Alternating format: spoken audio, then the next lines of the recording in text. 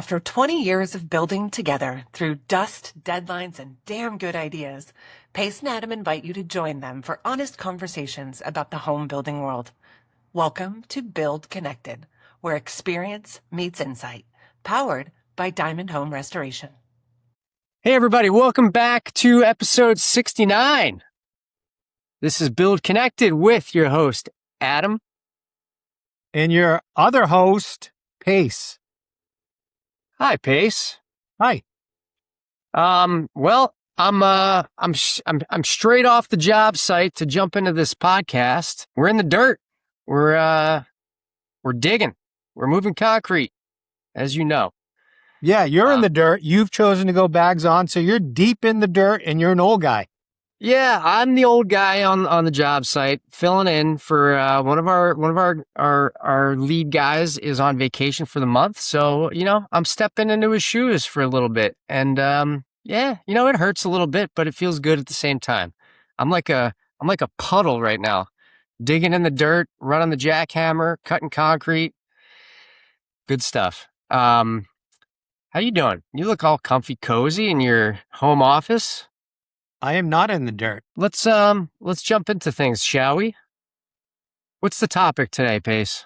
I want to talk about Tyvek as a product, right off the bat. And I think this episode is going to be particularly heated. I have a feeling. Ooh, he's an angry elf today, folks. I am an angry elf. So here we go. Let me set the scene. My neighborhood has 3 construction projects, 3 active remodels. All of them involve some degree of siding replacement, and all 3 contractors are using Tyvek. I know one of the projects pretty intimately. We bid actually on a portion of it, and we didn't get it, right? And I've been watching. I've been watching the contractor work, and they chased some rot and they removed some siding, and you can see that either a window or a vent cover allowed some water to come in and it got trapped. There's OSB sheathing, there's Tyvek, and then there's a no drainage plane, and then there's siding, right? And it got stuck in between there, and it slowly over the years, it led to some rot in that sheathing. And so their solution was to peel back that area, patch back in some OSB, put Tyvek back on with no drainage plane, and put the siding back on. How is that allowed in this day and age? Now, to my knowledge, there's no permit on this job. But even if there was a permit, that would be okay. That would be okay to construct that way, and I think that that's a problem. Well, maybe these are some old timers over there doing that work. There was a time period where Tyvek was the standard, right? I mean, with the new technology and all the wonderful products we have today, why would you ever use that product? I can't understand it for the life of me. Who are these guys? Who are these hoople heads putting Tyvek in? I know who they are. He is an older guy. He's older than me. He's very popular in town. He's a very reputable builder, but I just don't think that the product should be allowed. We have all of these requirements for, air barriers on new builds. It feels like remodels in this particular layer, if you will. There's no rules. Come on. We're talking about you can't pass an inspection without rodent-proof caulking on all of your plates. How is that a bigger concern than not having a drainage plane? This is a great example of California dropping the ball, in my opinion.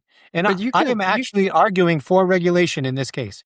But Pace, you can still have a drainage plane and use Tyvek. What's your gripe with the material itself? Or maybe it's just the way it's installed, because you rarely see that installed properly.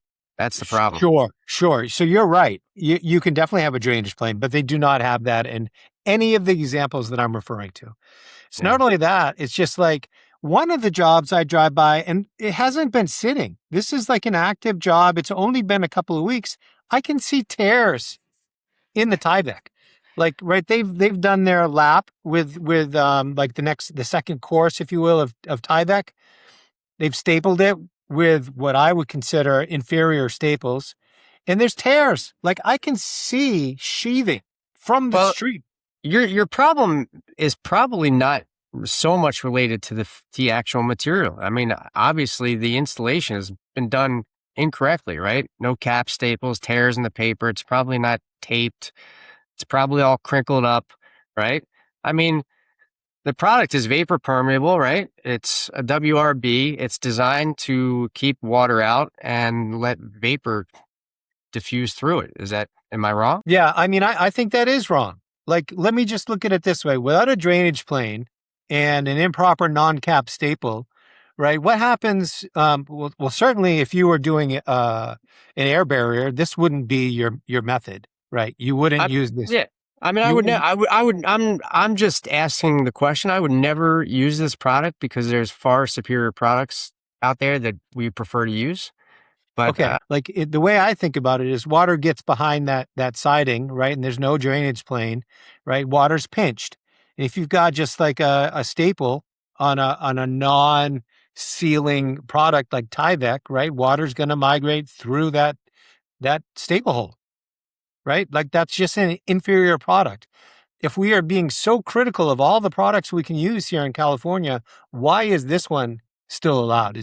I think is my point. understood. Yeah.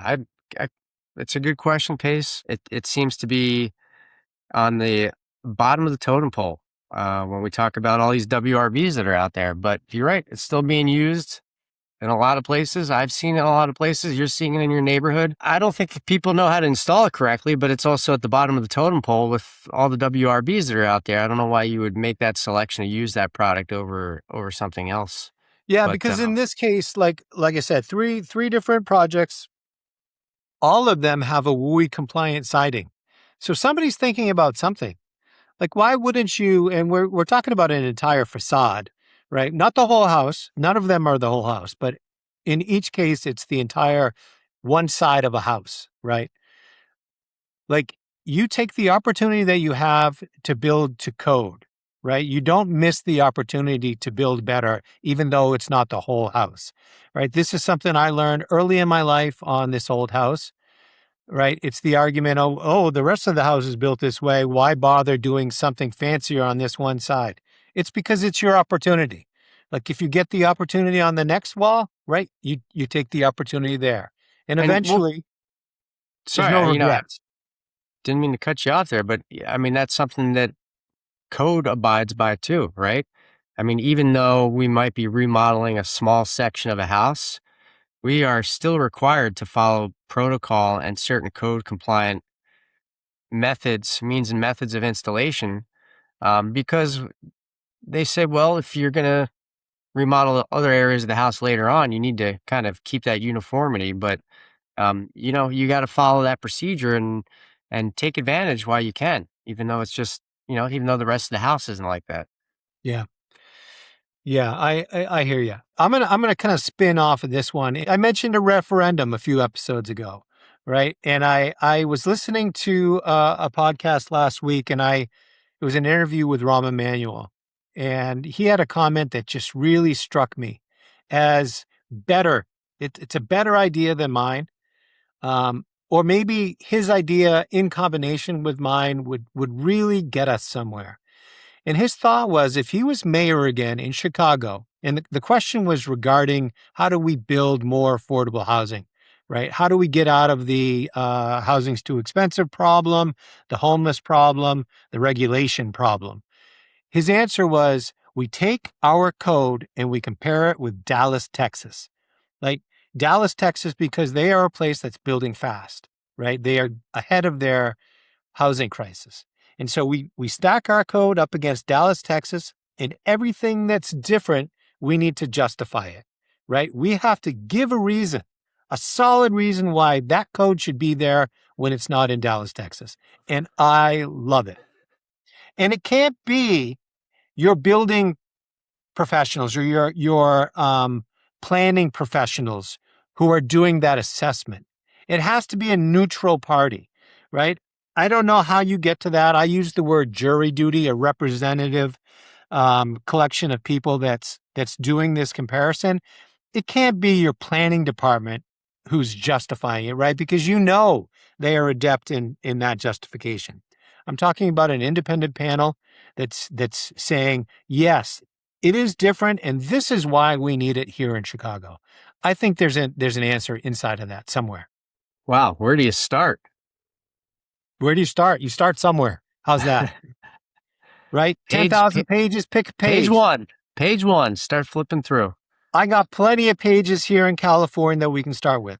So if I'm on that panel, I'm going to put forward a few for sure. Well, look, Pace, you're talking about regulation. You want to compare this this code that we're dealing with on something interesting on a job topic here, how it relates to. Let's compare this code to a Texas code. Okay. Yeah, this All is right. a great one. So listen, we're on a commercial project.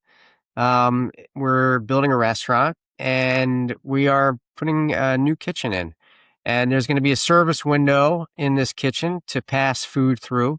And code tells us that we have to keep this service window at a certain size. The clear opening can't be more than 240 square inches, I believe. So that leaves you with an 8-inch tall by 36-inch wide opening. I mean, how do you slide a plate of nachos through that? You know what I'm saying?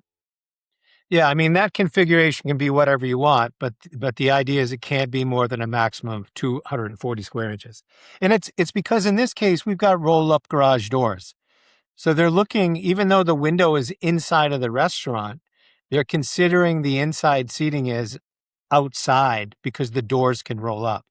So the code is there for flies, but a good way to think about this is McDonald's, right? You pull up to any McDonald's in the country, they slide open a window, they take your money, they give your food. None of those windows comply with the code in California. And so the example that you gave, if you wanted a 30-inch wide window, you could only have that window be 8 inches tall. And that is insanity. Right? Is that not a code in Texas? I doubt it. I mean, Do I know that? No, I don't know that. But I doubt it. So how do you deal with all the flies? Fly traps, fly strips, I mean, I guess you open and close the window. get Mr. Miyagi to sit there on a stool with some chopsticks, maybe? I mean, how has McDonald's dealt with it for the past 100 years? 80 years, whatever. Well, the service windows are pretty small, aren't they? They're certainly bigger than 240 square inches. You know, if I had to guess, I'm going to say like a typical drive-through window is somewhere in the 4 feet tall by 16 inches wide in the open position. That's what I'm going to guess, right? That is well outside of the code here. Well, how Right. did they get away with it in California? Well, it's because it was built before the code went into effect. So, yeah, that's my point. If you were to build a McDonald's right now, you couldn't have that drive-through window. Do you think this is a good code? Absolutely not. This is a horrible code. How's that helpful? I don't get it. The code is there because somebody in an office said flies are carriers of disease. We need to limit the number of flies that are in a food production area. And so what's the best way to do that? Let's minimize the size of any opening to that area. Well, look, the codes are changing so often, as we know, right? When we talk about this every year, there's tons of new codes. Like this is a code that we've just learned about. This wasn't around the last restaurant we did, and yeah, it is ridiculous. I mean, if you talk to your contractor buddies in Maine, I'm sure they would eat this up, wouldn't they? Yeah, and I mean even more troubling is what everyone's doing is they pass their final inspection and then they alter the situation so that they can serve food efficiently, right? This gets in the way of running an efficient operation. And so there's a dance that's being done, right? It's like, let's pass our final inspection and then let's put it the way we want it to run a restaurant. That's what's happening on the ground. Yeah, I mean, the funny thing too is, when you have the inspector out there and you have a conversation with the inspector, he nods his head and is like, "Yeah, you're right. This is a dumb code, but I got to follow protocol." So the thing that frustrates me is that's not the way to change. That's not the way to make things better. Going along with it because that's the way it is not the answer to bettering a situation, right? Calling it out and saying, hey, maybe we overreached here. Maybe this doesn't make sense. Let's pull that back. I think there's so many things that are easy to identify as maybe a step too far. Let's dial it back. The problem that happens with regulation is that doesn't happen. It just doesn't happen. Well, it's because you have all these people in the field, right, that are experiencing it firsthand. And then you have this other batch of people that are in an office just thinking this makes sense outside of the real world, right? So you have these two groups of people that don't interact, right? And so you have to have somebody that understands that can bring it to the forefront of the people behind the scenes. And Right. And so maybe I'm not being explicit enough. Where the problem is right, the people who are not in touch with the real world effects of these regulations are the ones who continue to stack regulation on top of that regulation, right? And so the idea, when I use the word neutral or independent party, committee, whatever, it's to break that cycle, right? It's to stop the building and the planning departments from continuing to layer successively onto things that are inefficiencies and restrictions and things that are in the way of us building the housing that we want, right? That communities are demanding. These are the things that are in the way of it. sounds like you should be running for mayor. Yeah, we keep coming back to that.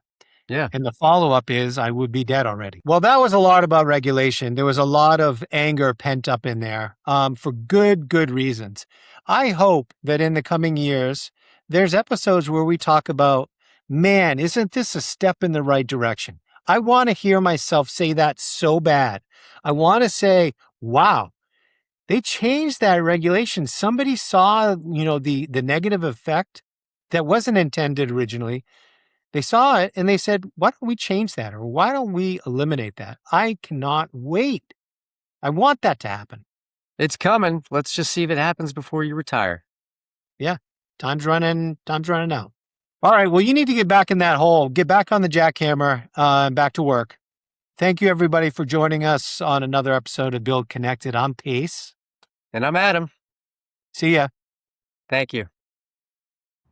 Thanks for joining us on Build Connected. For more stories, insights, and ideas, visit diamondhomerestoration.com or find us on Instagram and LinkedIn. We'll be back next week. We hope you will too.